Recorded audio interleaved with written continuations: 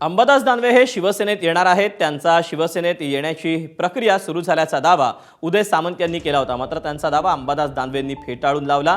पुढील काही दिवसात उदय सामंत भाजपात जाणार असल्याचं भाकीतच उलट अंबादास दानवेंनी वर्तवलं। एकनाथ शिंदे यांनी उपमुख्यमंत्री पदाची शपथ घेण्यास नकार दिला असता तर उदय सामंत भाजपात जाणार होते असा दावाही अंबादास दानवेंनी केला।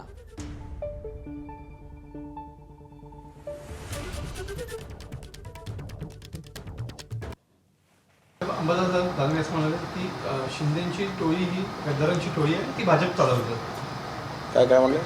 शिंदेची टोळी ही गद्दारांची टोळी आहे आणि ती भाजप चालवतात, दानवे साहेब म्हणाले। हो, म्हणजे खरं तर आमच्याकडे याची प्रोसेस सुरू झाली त्यांची आता।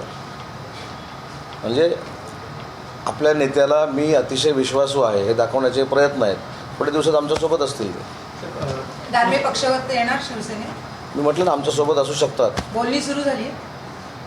ते सांगायचं असतं का बोलणी सुरू झाली?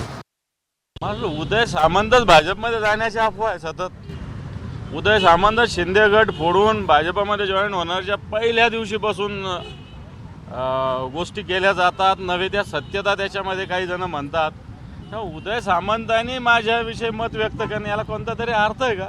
एकनाथ शिंदे साहेबांना उपमुख्यमंत्री पदाची शपथ घेण्यास त्यांनी नकार दिला, तर भारतीय जनता पार्टीनं उदय सामंतांना घ्यायची तयारी केली होती।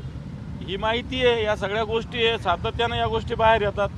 त्यामुळे उदय सामंत माझ्याविषयी काय मत व्यक्त करतात याला काय अर्थ आहे का? मी ते दावोसून सतत त्यांच्यावर अटॅक करत होतो ना, म्हणून त्यांनी अशी भूमिका व्यक्त केली। एबीपी माझा, उघडा डोळे बघा नीट।